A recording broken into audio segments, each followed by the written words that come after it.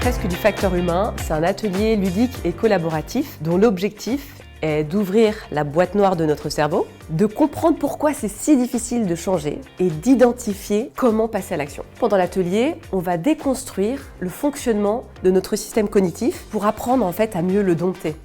Concrètement, une dizaine de participants identifient collectivement un comportement à changer durablement. Puis pendant 3 heures, guidés par une facilitatrice ou un facilitateur, avec des cartes et un plateau, ils vont d'abord s'intéresser à la question du pourquoi. Pourquoi c'est si difficile de changer? Puis ils vont s'intéresser à la question du comment. Comment est-ce qu'on peut s'appuyer sur les facteurs humains pour réussir à changer durablement de comportement? On va vraiment chercher les solutions et les bonnes pratiques pour réussir à sortir de l'impasse individuellement ou collectivement. Ce qui m'a plu, c'est de pouvoir découvrir comment fonctionne notre cerveau, pouvoir visualiser à quel point on est différents les uns des autres, nos biais cognitifs et comment on utilise nos cerveaux. Cet atelier s'adresse à la fois à des individus qui ont entamé une démarche personnelle, également à des groupes.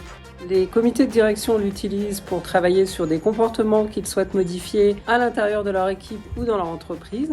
Et nous allons jusqu'à toucher des collégiens et des lycéens grâce à notre fresque junior. La fresque du facteur humain se déploie en Europe, en Asie depuis déjà bien longtemps et en Amérique. Nous avons des équipes dans plusieurs pays qui permettent de proposer cette fresque en français, en anglais, en espagnol et dans d'autres langues, comme notamment le cantonais. C'est bien expliqué, très accompagné dès qu'il y a un doute ou quoi que ce soit, donc ça c'était super agréable.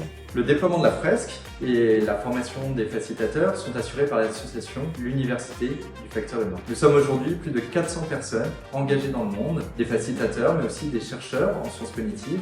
On propose aussi de former à la facilitation de la fresque du facteur humain pour que vous aussi, si vous le souhaitez, vous puissiez demain animer cet atelier.